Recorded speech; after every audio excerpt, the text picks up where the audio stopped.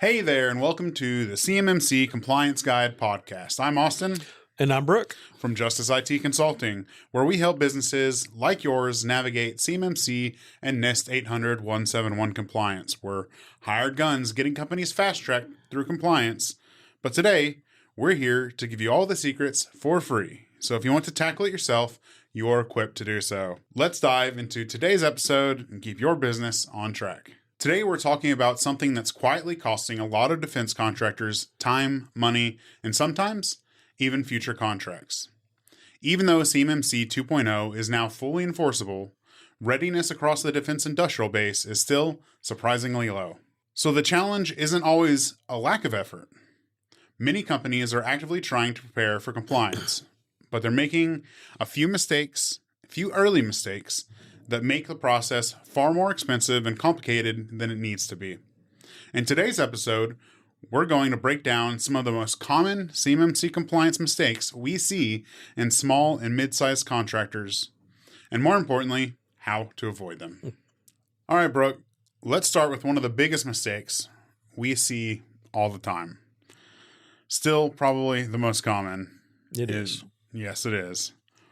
And that is scope. And why is scope such a critical issue when companies begin their CMMC compliance journey, or even sometimes get halfway through and then realize that scope's a problem? Well, scoping, first of all, you need to know what kind of data you have and how you know what kind of data you have, right? And what you're supposed to protect. Of course, we're talking about CUI and FCI, but what kind of CUI do you have? Is it, the most common, of course, is going to be controlled technical information. But are there dissemination controls? Is it ITAR type information, or EAR, or no foreign, or something like that? You need to know what kind of data you have and how you need to protect it, right? And then you need to figure out all the systems it touches, or at least needs to touch.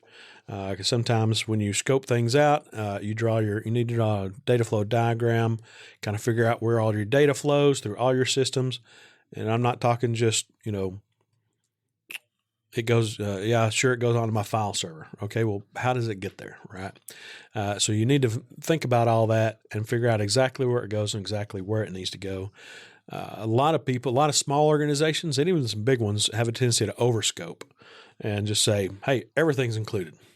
Put it all in, and that's great, and yes, all your data does need to be protected. I 1,000% agree. But as far as CMMC goes, if you can bring that scope down some, or at the very least, scope some things out of it that you don't need in your environment, in your CUI environment, right? That can save you some money. It can save you a lot of headaches. It can save you from having to implement things that you don't necessarily, have to do, right? If you underscope and you don't take into consideration all the systems that CUI may touch, one thing we see quite commonly is hey, it all goes from the internet on our server. It's just on our server.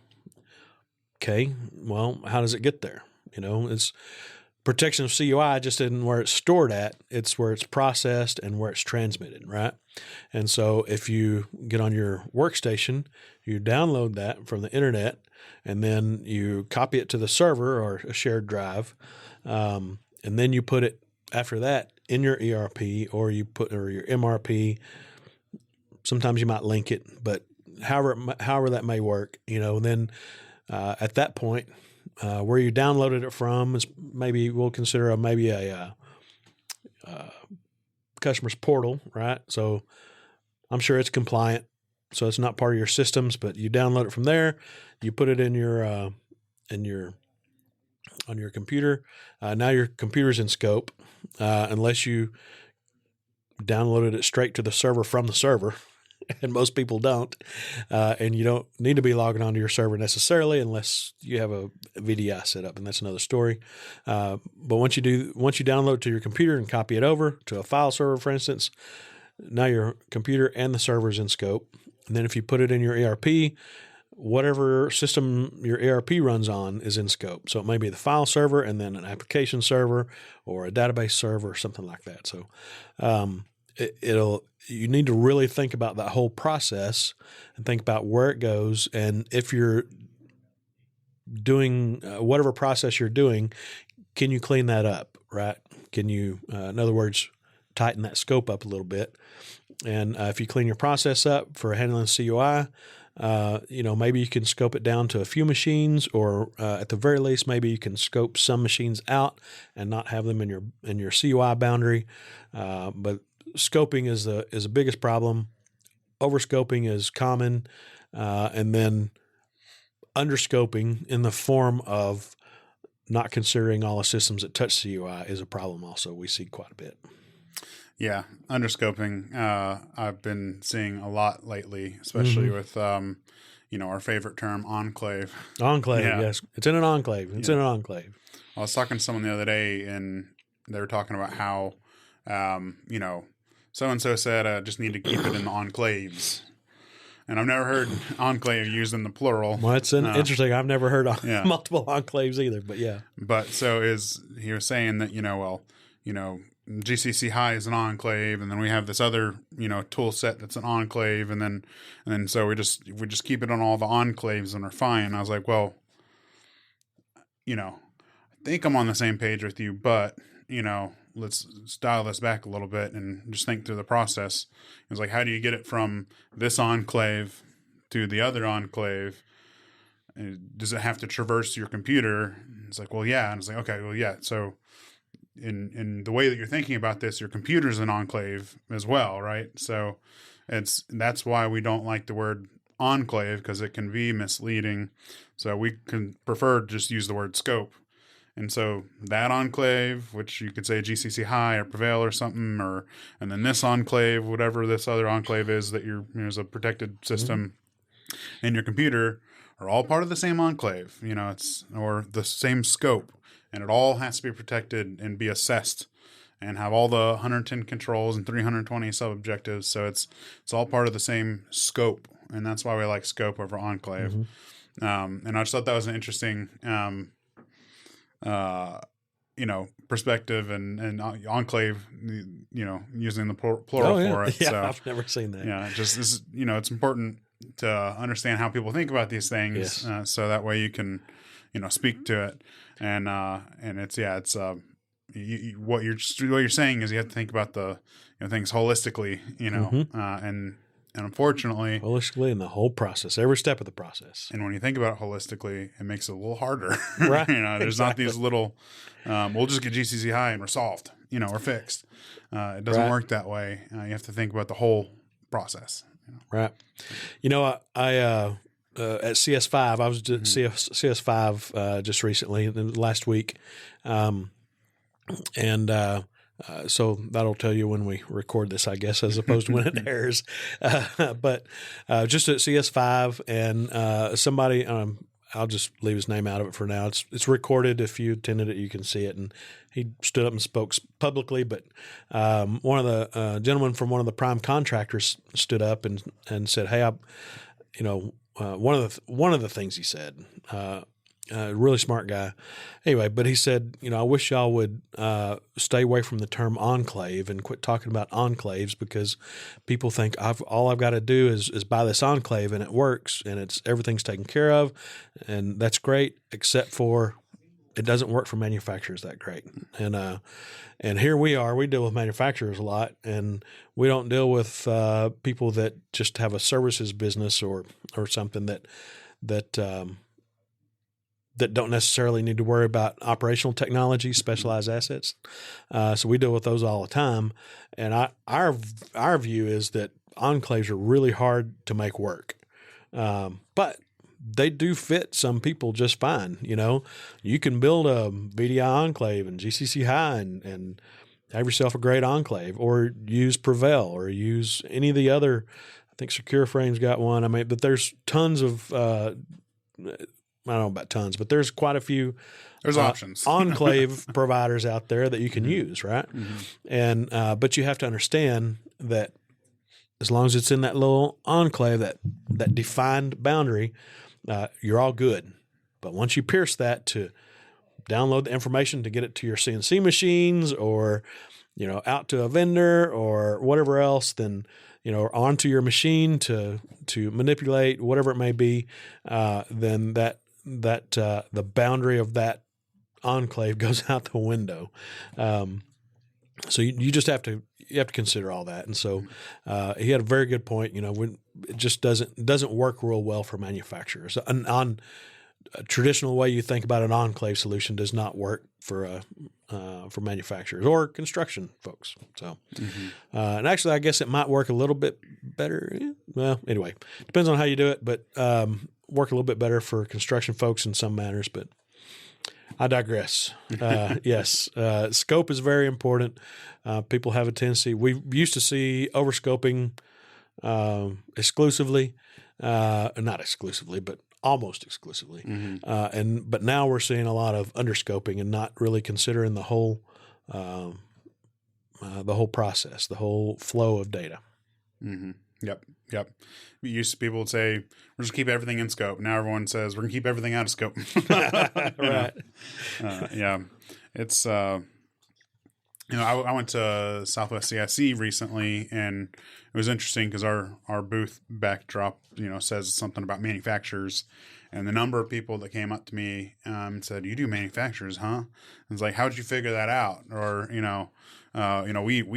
don't touch manufacturers. Like, can we talk? Because no, seriously. And they're like, they don't do manufacturers. They're like, we as we stay away from it because of the issues with the OT. And there are some issues, yes. And I was just so surprised because I'm like, I thought that we were all dealing with manufacturers. Isn't that what the Defense Industrial Base is manufacturers for the DoD or DOW?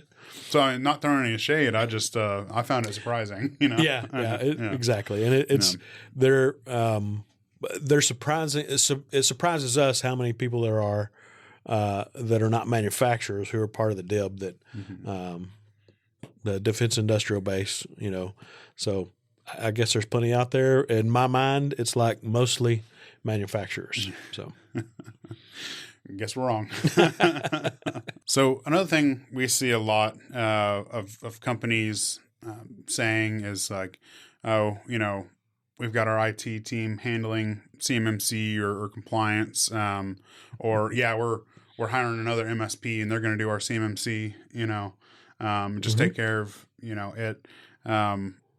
So point is, a lot of people are viewing CMMC and compliance as just an IT issue. Yeah. And they could just hire, it away or find a new MSP that says they can do CMMC or just put it all in the back of the IT guy. Is that the right way to think about it, in your opinion? No, not really. No. So, the right MSP can handle that for you. The right third party can handle that for you. If you the IT can help out, drive a lot of the things, but really there needs to be business decision makers heavily involved with that process every step of the way and understand. And it really all boils down to the fact that this is going to change your business processes, and you have to have that decision maker buy-in, right? So they got to be part of the decisions. If they understand why, they're not going to say, well, why does it cost that much? Why we got to do that? Why we got to change things? But other than that, when it comes time to be assessed, they may be, that IT guy or that MSP may be in the room with you to help you out, but they're going to expect you to know, why this is implemented, where this is in the policies. You may not be able to go find, your antivirus settings, your SIM settings, or show them the SIM logs or anything like that. That'll fall to the MSP. That'll fall to the IT guy. But you're going to have to answer those questions. You may defer to them on a lot of things, but they want to ask you the questions. They want to ask the people in charge of the OSC the questions and know that they understand and are doing these things. So, like I said, you can absolutely have somebody that's in charge of that program, an MSP that does the security stuff for you or that helps you with all the policies and implementation and everything, but they're a part of that, maybe a very important part possibly, and very involved during the assessment part of it, but they're not you can't just say, hey, go handle this. Some of the decision makers have to be involved with that, and somebody that has some authority for the company has to be involved in that. Yeah. So I've been doing a lot of lawn work recently. It's You've been out mowing people's lawns? my lawn. Man, you come down to my house. No, thank you. Yeah, you got more grass than I do. But I've been doing a lot more of my lawn work recently. And winter just passed, grass is growing. Yes, it's growing. And I was just, as you were talking, it is, and you were just talking about that, and it just made me think is like, if your goal is to have a pretty lawn, and your solution is to hire a landscaping company or a lawn maintenance company to come mow the lawn, and your lawn's still ugly after 3 months of them doing it, then maybe you solved the wrong issue. Maybe you should have been watering the lawn, right? Maybe your sprinkler system's I was wondering broken. where you were going with that. Well, yeah. Yes, that's true. Yeah. So, I mean, that's like same thing as hiring an MSP to fix your CMMC compliance. Like, well, maybe that's not the issue. Maybe, they're part of the problem, but before you ever hire a lawn company to cut your grass, you need to water the dang thing, for grass to grow. Right. So MSP is part of the solution, for a lot of people, especially if they don't have IT, talent in house or don't want to pay for it. But yeah, you have to step back from just the maintenance of everything and the people that you can hire and really address the thing holistically. And that's why we, when people come to us, we typically don't jump right to MSP services and say, come just hire us. We'll take care of everything. We run them through a consulting engagement first, because oftentimes they don't have all the SSP, the POAM policies, and the whole compliance, thing. Or they have to. They may have the policies in the SSP and the POAM, or the policies in SSP at least, and we look at them and it's boilerplate template stuff. Yeah. That maybe they put their company name on. We look at it and like, did you read this? Yeah. So has technology in there they're not even using. Or, right. Yep. Yeah. So I mean, so it's important to look at the problem holistically first, and not just jump to, treating it as an IT project, because there's a whole list of other controls and objectives that are physical security, that are HR, employee related, screening. It's not just an IT project. Identify authorized users. 3.1.1.8, right? Identify authorized users. Well, IT can pull a list of users out of Active Directory or Intra or whatever, or the ERP, whatever. But that doesn't mean that's everybody, and that doesn't classify them, and that does not authorize them. So somebody needs to authorize those users, bless them. Fine. So, somebody needs to authorize them. Somebody needs to bless them. Somebody needs to, say that yes, they can work on CUI, or these folks are CUI. These folks are, and yes, people can be CUI assets or SPA and service security protection assets. So these are SPA. There's CUI. These are out of scope. I don't know that a person can be a specialized asset, but they can certainly be SPA and CUI. So maybe if you try hard enough. Maybe so. I know some people that are pretty special, but but yeah, there's a lot of it that IT can help with, but that senior management, executive management, authorizers, approvers, or something need to be part of. And your IT department hopefully does not authorize users on their own to be part of your system. So they just get the marching orders and implement those marching orders, right?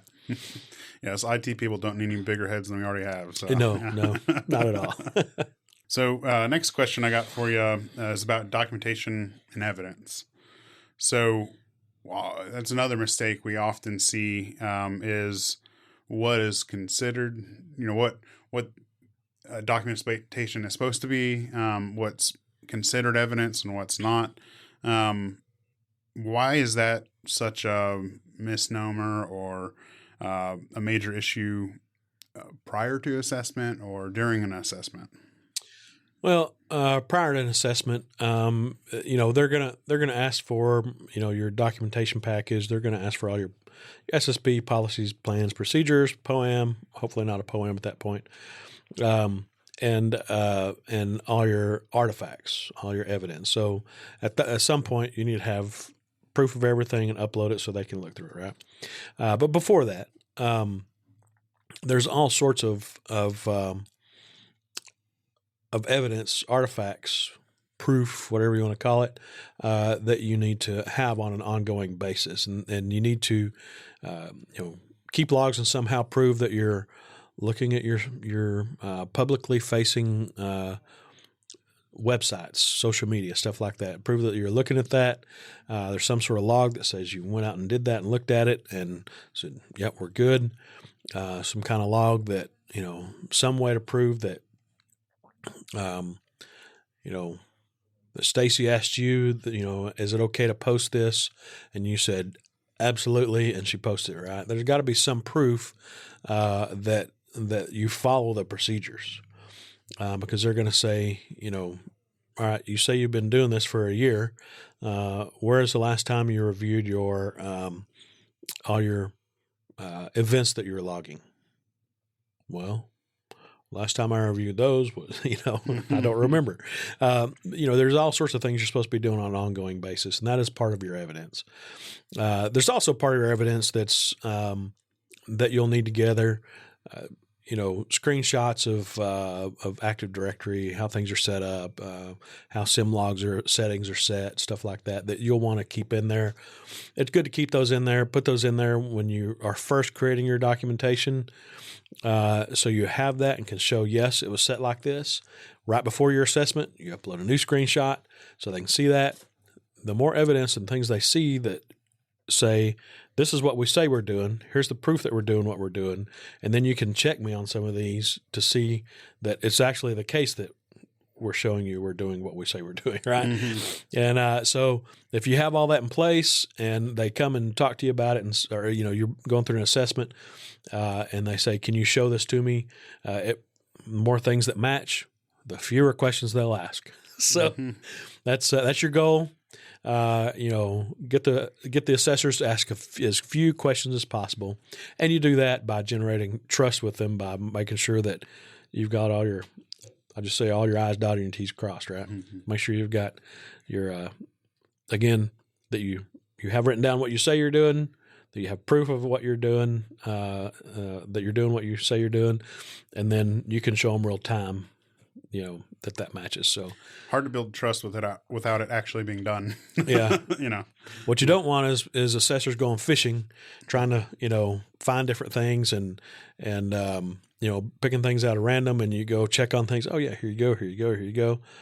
You found that one setting that I missed.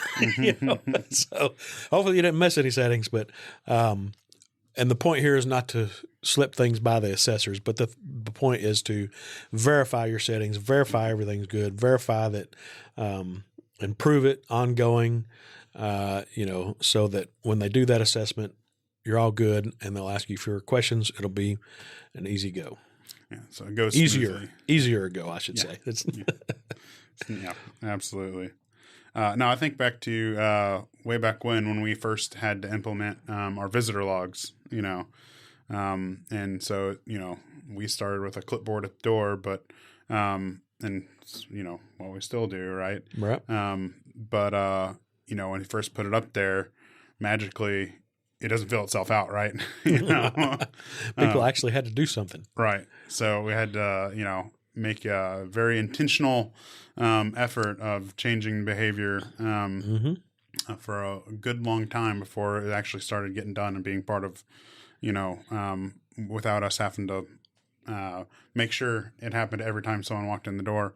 But the point is, you can implement the clipboard and it can hang there on the wall, but if it never gets filled out, you don't have any freaking evidence. Right. Right.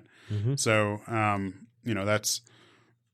you use that same concept and you extrapolate it out to, your security logs, and everything else, all the 110 controls and 320 subjectives and all the other things you have to prove.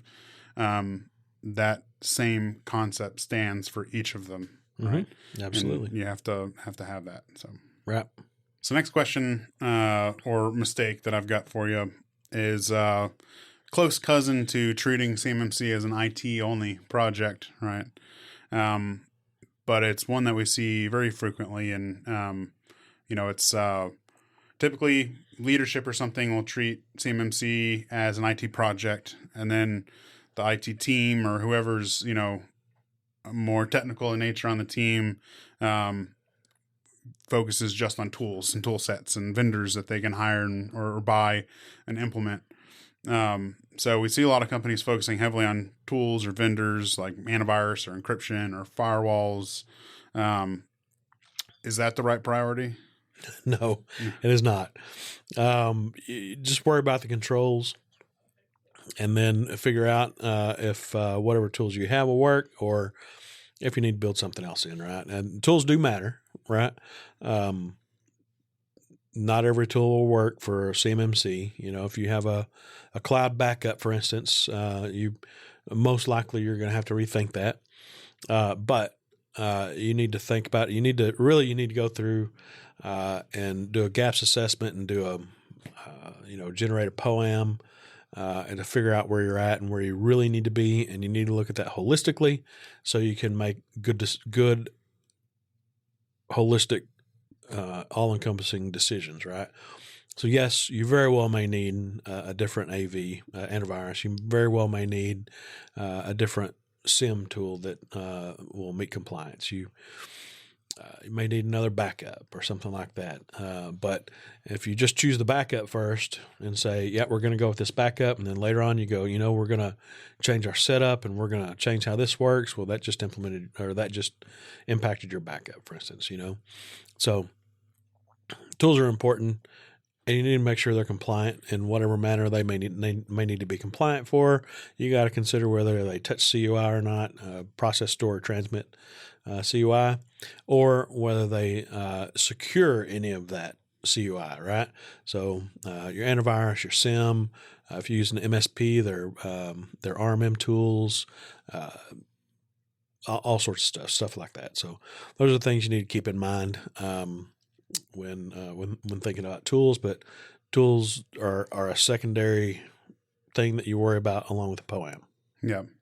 Yeah, it's two common examples I use to kind of explain why tools aren't typically the solution for people. Is, well, one, like the clipboard I mentioned earlier. So if you want to buy a tool to solve your visitor log issue, you can go spend thousands of dollars on an iPad system and more power to you, a printed badge deal, and a database and the whole 9 yards.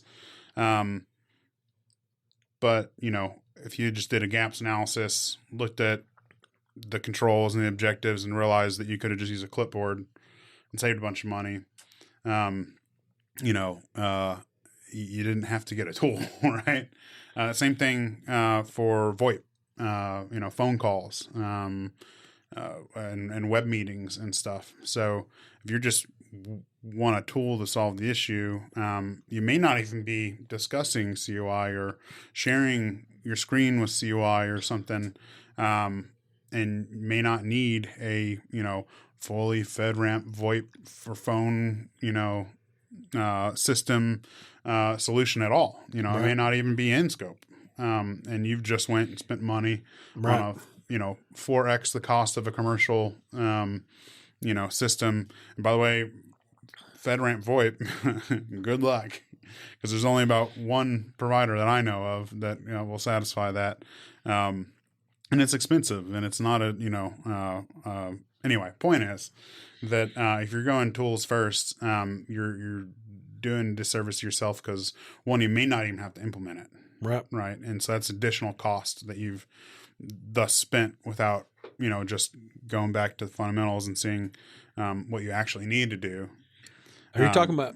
Wait a minute. Are you talking about scoping? Yeah, scoping. Oh, okay. Yeah. Yeah. Scoping. So you got to scope everything properly. And this is why we always say all roads lead back to scope. Yeah. So, but yeah, I mean, so you've just done yourself a disservice on a multitude of different, multitude of different reasons. So, if you start with scoping, start with, how you can achieve or satisfy these controls, and then go find tools, because you're putting the cart before the horse. Yeah, absolutely. Think about it holistically. Generally, when you draw out your data flow diagram, scope everything, start designing your scope and figuring all the systems out and everything else, a lot of times you can go, you know what? We can do a little bit better here. And you can tighten that scope up a little bit and say, VoIP, out of scope. Email, out of scope. You can tighten that scope up. And that helps a lot. How many times have we had someone come to us where, they had a false start on CMMC compliance, and first thing they went and did was buy GCC High, and then get it all set up, and stuff moved over to it, but didn't even set it up correctly. That is true. Yeah. GCC High, you still got to set it up. It doesn't set itself up. And you've got to document everything. Yeah. So. Exactly. So it's not set up correctly. And then later to realize that they didn't even have to put email in scope to begin with. Yep. And they just spent all this money and, all this money on the license costs. So that's, perfect example. Absolutely. Yep. So we had just mentioned, a lot of people, a common trap to fall into is just going and buying GCC High and saying, all right, we're compliant now, not even setting it up properly after purchase. So this question or mistake is about, they buy a tool. Now they say, since we bought said tool, we're compliant, right? So why is that a risky move? Again, that's cart before the horse, right? No. And there's two different things to buying a tool, right? And a compliant tool, or being compliant with the tool you buy. One, there are, believe it or not, there are some vendors out there that say, hey, use our product, we're CMMC compliant. But then when you actually go look to see if they're a FedRAMP moderate, authorized or equivalent, they're not. Do they have any guidance? Do they have a customer responsibility matrix or a shared responsibility matrix, whatever you want to call it? Do they even have that? How do they say you're supposed to be CMMC compliant with their solution? Those details are few and far between when you really start looking at some of these tools, and then you realize, oh, yeah, I have to figure out how to be compliant with this tool. It doesn't just help me be this compliant. question wasn't about ERPs. Oh, wait, never mind. Sorry. And that could be any tool, right? Not just an ERP. It just is a lot of time, the ERP Yeah, a lot system. of times it is, yeah. So, but a tool does not make you compliant. A tool may help you be compliant, and may serve some purpose. It may cover some controls. But again, you need to scope, you need to document, you need to figure out what controls it fulfills for you. The all-important customer responsibility matrix will show you their responsibility and your responsibility.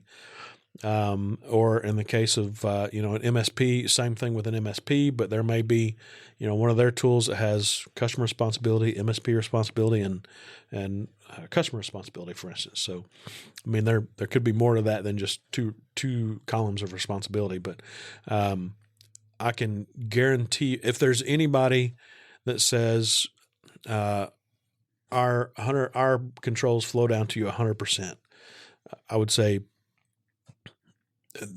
that's a unicorn. Wonderful if that happens, but check it out and understand how that happens, because that's probably not the case.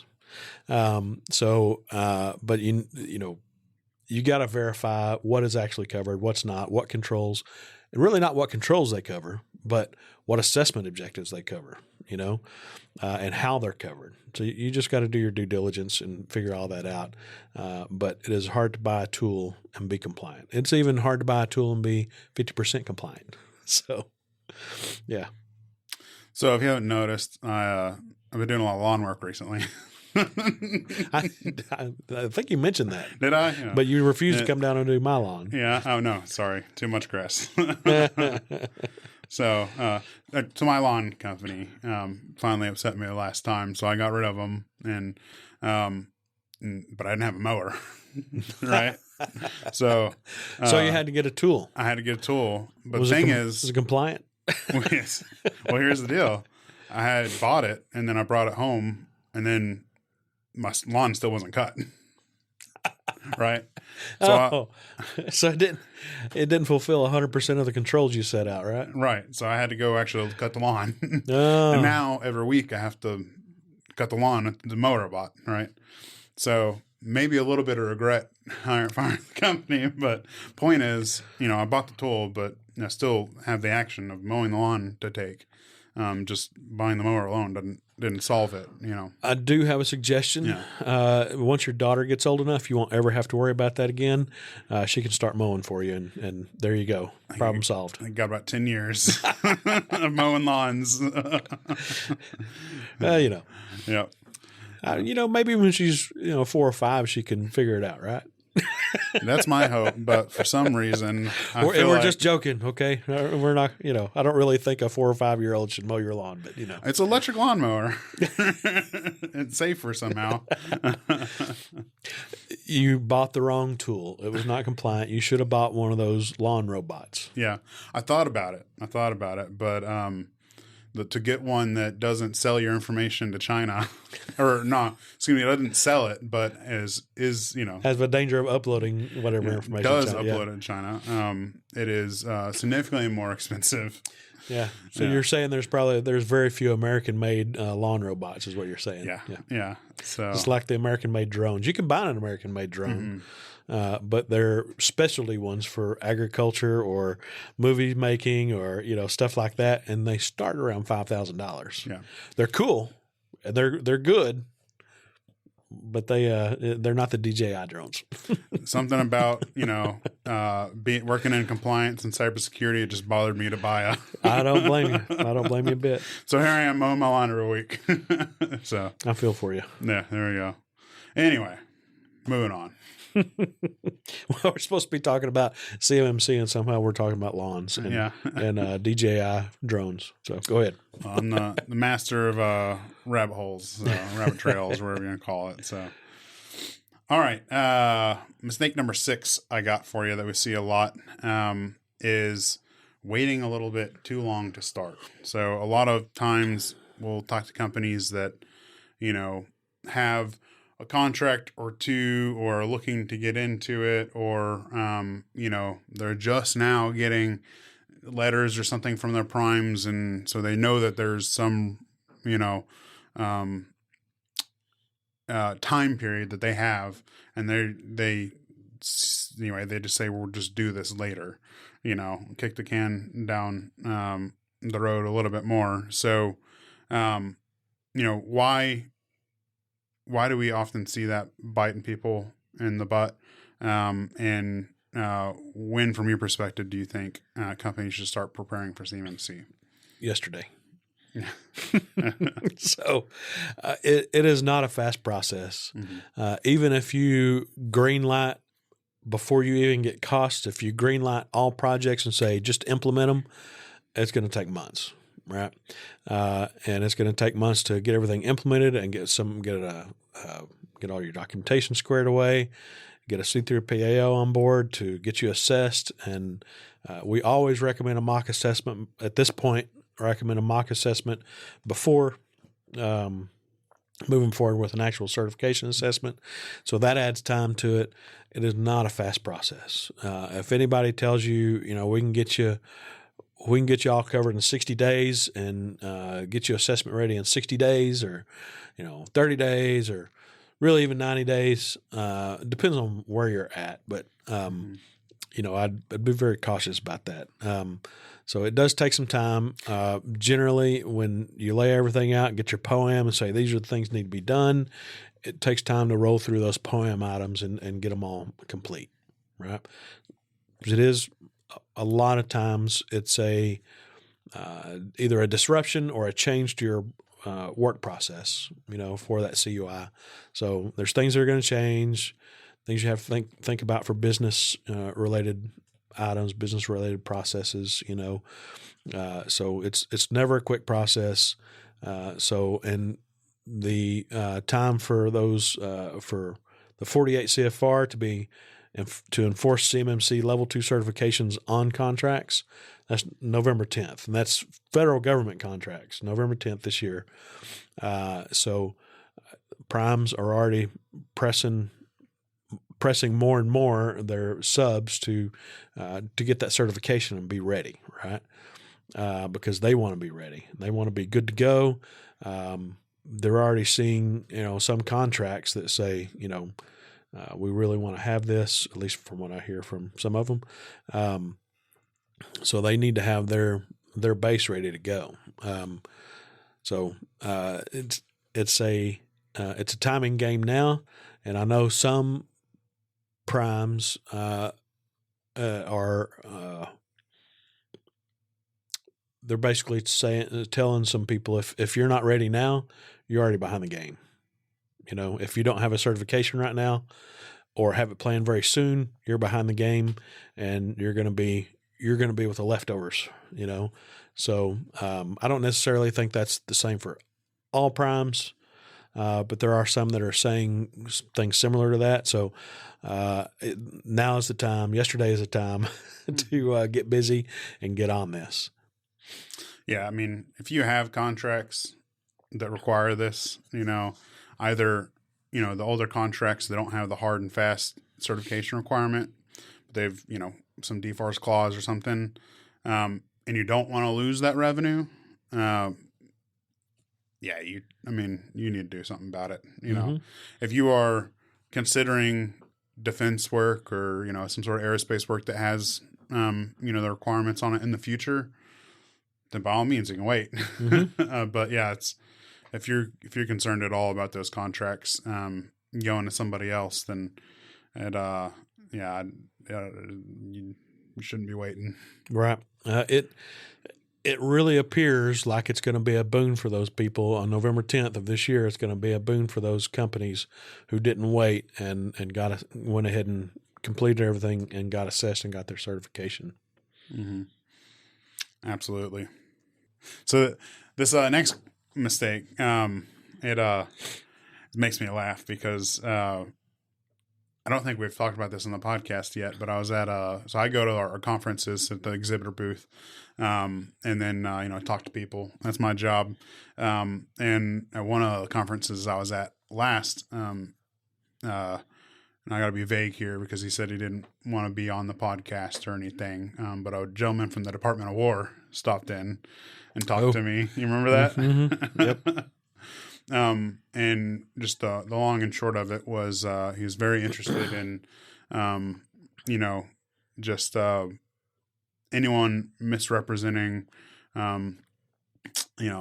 ITAR status or anything, just misrepresenting what they're compliant to or otherwise essentially just, lying to the government. Right. Right. Because very excited about pursuing that. Mm-hmm. So anyway, and that's where I'll leave it. Anyway, so because I just laugh because the next question that I have here or mistake is let's talk about SPRS scores, or SPRS scores for a moment. Why can submitting an inaccurate score be so risky? False Claims Act. Yeah. So if you say, yeah, we're good, we're at 110, mm-hmm. and you don't have all your policies, all your plans, your SSP, all squared away, all, assessment ready, if not already assessed, but assessment ready. And that's a whole nother thing that we've talked about on another podcast, but everything we've been talking about on this one, make sure that, you have written down what you say you're doing, and then you're doing what you say you're doing, and you have proof of what that you're doing what you're saying you're doing.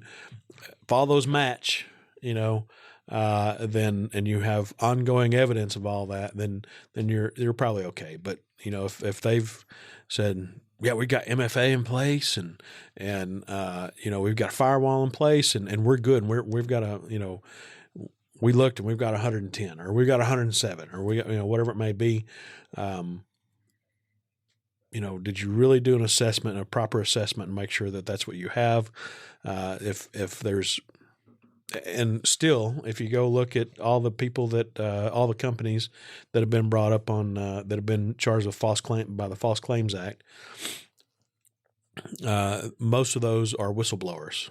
So it's, some guy saying, "Hey, this company I work for, they say they're doing everything and they're not doing everything, and it's pissing me off. So I'm going to go whistleblow, and blow my whistle," or I rephrase that.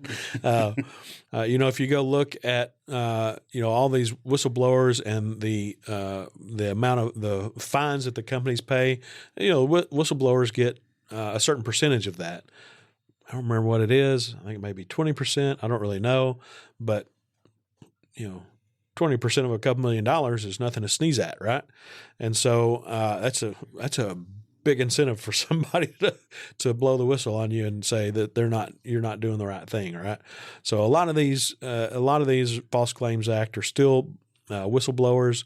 There are some that come from incidents. Some incident happened and they investigated and they found a problem and they said, "Look, you said you were doing this, and you're obviously not." Now, I don't know, but I would assume if you're making a good effort to do all this, and this is the way we understood this, this is the way we implemented it, and I said we'd do a password history of at least 5, and you've got 24. They're probably not going to complain about that, but if it is a problem where you actually said you're doing something and you're just completely not doing it, and then that's a problem. That's a false claim, right? So that there have been incidents, but most of them are whistleblowers. Either way, if you say your SPRS score is a certain amount and it's not, however it works, whether it's a whistleblower or an incident, that is grounds for a False Claims Act. So be very careful about that. Yeah, if you ever a nerd like me who has finds this stuff interesting. If you ever go look at like when someone gets the book thrown at them, or like some whether it's a celebrity or whatever, what have you, and the FBI or something gets something on them. If you actually go look at what they're prosecuting them for, what they found them on, it's almost always a technicality like that. That is when they did what is it called, a deposition or whatever. Anyway, whenever they said something that then later contradicted what they found, or what they then did another interview and it contradicted what they said previously. And so it's like, I don't know what the actual stats are, but it seems like every time you look at it, it's like 90+% of the times that someone gets put in jail or a fine, or, the government prosecutes them on something, it's from a misrepresentation like that. Mm-hmm. Intentional or not, doesn't matter, you know? And so I don't know, that's, I don't know, if you know me, I'll complain about, taxes in the government a lot. Tax day was just last week, but I still paid my taxes. Was it really? What? Yeah. Hey, yeah. Yeah. By the way. Anyway, so, it's, I'm a little too scared to misrepresent something to the government. Mm-hmm. Absolutely. So, personally, absolutely. Maybe, other people out there, don't have a problem with it, but it makes me uncomfortable. Mm-hmm. Yep. And this all started a long time ago with no teeth in it, and, go implement this stuff and tell us you've implemented it, so a lot of people went and did that. And some people, implemented it in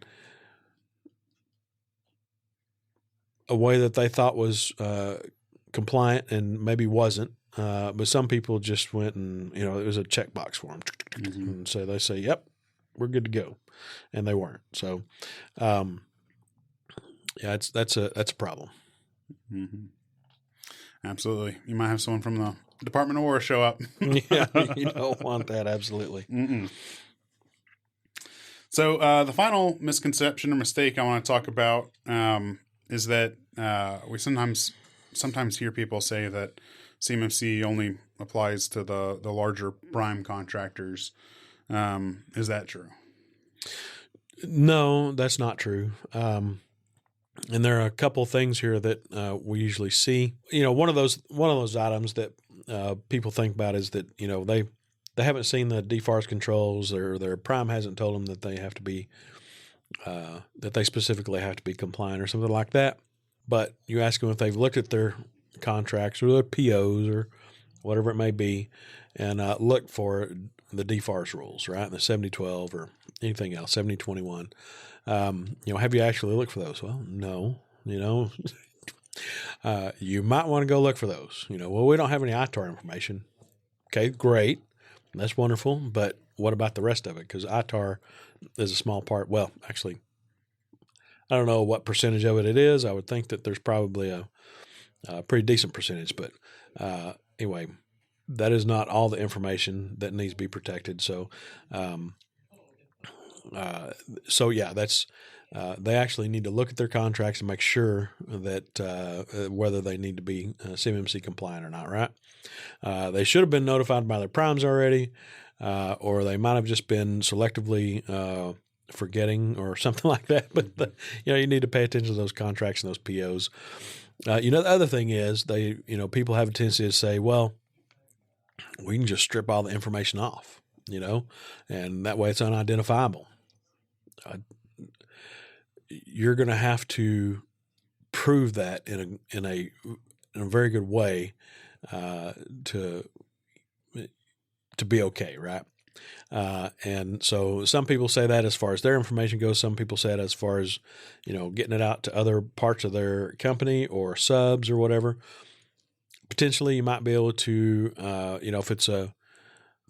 if you make a widget that is composed of several widgets, and you may be able to take one piece off that may be a off-the-shelf piece, and you can verify and show, but that's off-the-shelf piece. I would definitely document that, right? Why you came up with that reasoning, all that kind of fun stuff, and have that documented, have that proof they're ready.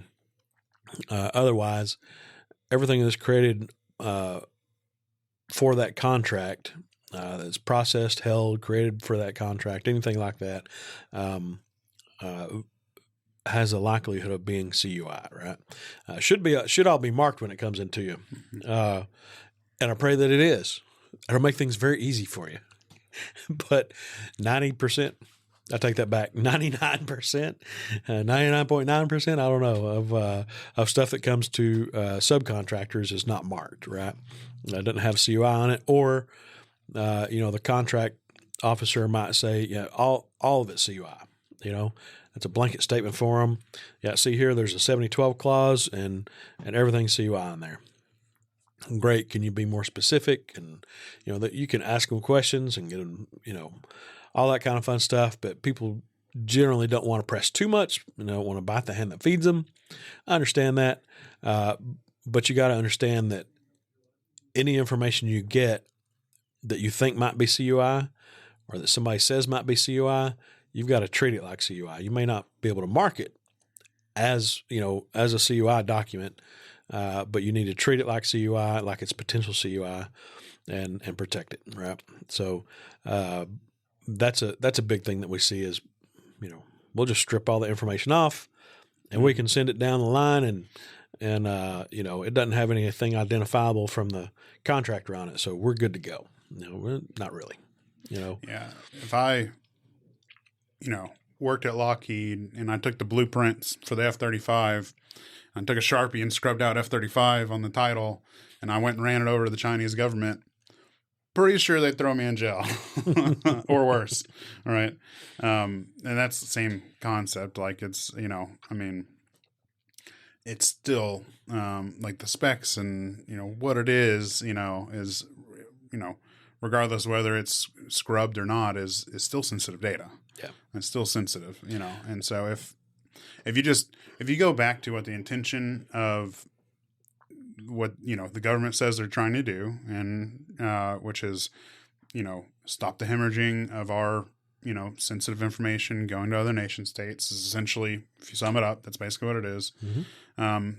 If you work with that intention in mind and you apply, is this achieving that goal or not? It makes a lot of these workarounds and loopholes people try to find. It makes you really realize how, I'm sorry to say it, but ridiculous some of them are. Yes. Not trying to offend anybody with that, but it's just at the end of the day, I mean, are we achieving the goal that the government set out or not? If the answer is probably no, then it's probably not the route you should go. Yep. So a couple things with that. One, there's multiple things about G code, for instance, right? G code is just instructions telling a CNC machine what to do. That's all it is. That is going to be classified as CUI. People still argue that. I understand. I get it. But that is still CUI because you can take those instructions and understand what the part is, right? The second part of that, I've seen several references to this, several, stuff the Department of War said and all that kind of fun stuff. But if you look at, you just take the Iran War, okay? Midnight Hammer and Operation Fury. Is that what it is? Operation Fury? Epic Fury or something. Fury, yeah. I don't know. Anyway, you take those and we'll, for instance, the Midnight Hammer one, all that information that we had to figure everything out for where they were going to strike, what everything was made of, how much of everything was there, all that kind of fun stuff. Everything there, that all most likely would have been CUI, right? And so that wasn't protected properly on their end. And, of course, I guess part of that is that we have an awesome intelligence capability. But aside from that, that all is CUI and wasn't protected enough, and we're able to use that to do what we did, right? There's all sorts of other things about that, but at the previous CS5, they had a whole session on that and kind of showed the whole thing, and that kind of hit home a little bit about, oh, you know what? The amount of dirt that came out of there, what kind of concrete, the specs of the concrete, the amount of the concrete, the size of the holes and everything else. Some of it can be seen with satellite, but some of it can't, right? Mm-hmm. All that would have been CUI and would be protected, So it's like, oh, that kind of makes sense. So absolutely. Oh, yeah. I mean, the information's actionable, right? It is. And so if you're making bring that out, relate that to the common job shop, right? CNC manufacturer, building, parts that they, received. If there's some sort of information, vulnerability, weakness, or something about the, anything of that part that they can glean from the information that you gave that they can then, use against us, if that piece went into the F-35 or whatever else it might go into, then that piece of information is now actionable that can be used against us in, a theater of war.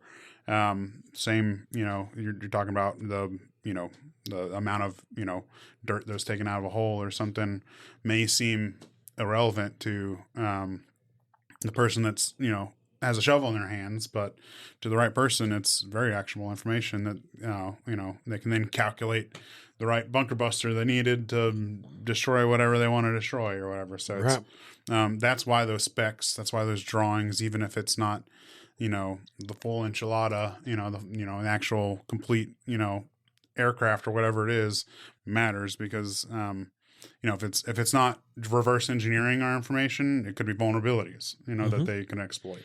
So that's what they're trying to protect. Absolutely. Katie Arrington was at CS5 this last time, and has also spoken before.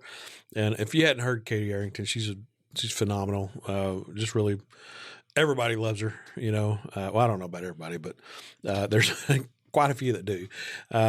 Anyway, she's just phenomenal. My wife went to CS5 with me, and she got to meet Kate Arrington and speak with her, and got her picture taken and all that kind of fun stuff. And I think in the past she did zoomed in to a lot of them. She was there this time. Yeah, she was actually there in person this time. Of course, she's not with the DOW anymore, of course, right, but right. And there's a whole story there. If you went to CS5, you heard it. But anyway, but she said, it's what they aim. That's what you're talking about is what they aim to stop, and part of that has to do with advanced persistent threats, right? Mm-hmm. And they got to put a stop to those because generally, especially the mom and pop shops, I say mom and pop, they might be $50 or $100 million annual revenue, but still a small shop, right? Mm-hmm. But a quote mom and pop shop may not have the same kind of resources that Lockheed or Bell or Raytheon have, but that's where adversaries are getting in easily and being able to glean this information. But the other thing they're worried about, not only this information escaping, to China or wherever, they're also worried about them introducing some small variants that'll pass through maybe quality or something like that, or and then introducing something that shows up, after a machine has been in service for 2 or 3 years or something, and parts start wearing out and breaking and stuff, and so they have to start replacing things and figuring out what's going on, and suddenly it's like, hey, this part isn't exactly spec, there's something's wrong with it. So those are the kind of things they're worried about. Tolerance is off here. Tolerance is off, yeah. So those are the kind of things they're worried about too. They don't want those to show up in the supply chain. You've got a huge supply chain. I've heard 300,000 contractors and subcontractors a part of the DIB. I've heard this weekend they were talking about 150,000. You don't really know the actual number of contractors and subcontractors because there's contractors, tier 1 subs, tier 2, tier 3. There's all sorts out there. So anyway, but there's a big supply chain, and it needs to be secured, and this is what they're doing to secure it, and that's why the advanced persistent threats, the leak of information, the worry about changing those, some of those specs in just the most minor of ways, stuff like that. That's what they aim to protect. So before we wrap up, we've got a listener question that ties directly into what we covered in episode 47. Where we were going through some CMMC facts, frequently asked questions. So this comes from David, and he says, I was told that now for level 1, the list of controls is much smaller and based on FAR clause 52, 204, 21 with around 20 controls. When I first looked at level 1, there were over 100 controls. How does that differ from what you talked about here? Referencing episode 47, which... cannot remember exactly what episode 47 was. Oh, come on. You don't remember everything we talked about on that episode? Sorry. It shouldn't differ significantly. We should have talked about all this, but 52.204-21 is your basic safeguarding, and it covers 15 controls. And then you look at the level 1 assessment guide. That's a really good place to look and understanding it. And there's a scoping guide as well. You can look at it from the DoD site. That DOW site, and you can look for that and download it, and it goes through everything. And there's, I believe, I haven't gone and counted them again, but I believe there's like 59 assessment objectives. That's not the controls; that's the assessment objectives. But anyway, it's significantly less than a level 2. Of course, it's level 1 is FCI, but that is what is covered. That's what covers FCI, right? Your basic safeguarding controls. You make sure those are covered. And there is documentation and there is proof that you have to have, right? There are some technical things you have to have in place. But you do it's significantly easier to meet level 1 than level 2, but there's 15 controls or 17 depending on which direction you look at it, but and 59 assessment objectives. But that level 1 assessment guide is a really good place to look. Okay. And then, I think we're almost done with our resource. It's called Read This Before You Self-Attest to CMMC Level 1. And it may answer some of your questions, David. And it's almost ready for the light of day. I think it's in final revision. So if you text our number or hit us up on our email or just reach out to us, we can get that to you. If that might answer your question, it basically answers what type of evidence you need, what self-attesting is, and kind of the gotchas that people don't realize. Not really gotchas; they're spelt out, but people just skip right past them. Yeah, people have phoned in level 1 and said, "Yeah, we're good, go." And you do need to take a look at it and make sure you're actually covered, right? Because it's not nothing. But it is significantly less than level 2. Yes, and it is telling the government that you're doing something. Yes, and as we spoke about earlier, you don't want to I don't want to misrepresent things to the government. So, but anyway, it answers a lot of the things about CMMC Level 1. So maybe that's not a direct answer to your question, but it might get you where you're wanting to go. So, all right, cool. Thank you, Brooke. Appreciate absolutely anytime. Absolutely. Thanks for all the answers and enlightening us today. Thank you guys for joining us. If you have questions about what we covered, please reach out to us. We're here to help fast track your compliance journey.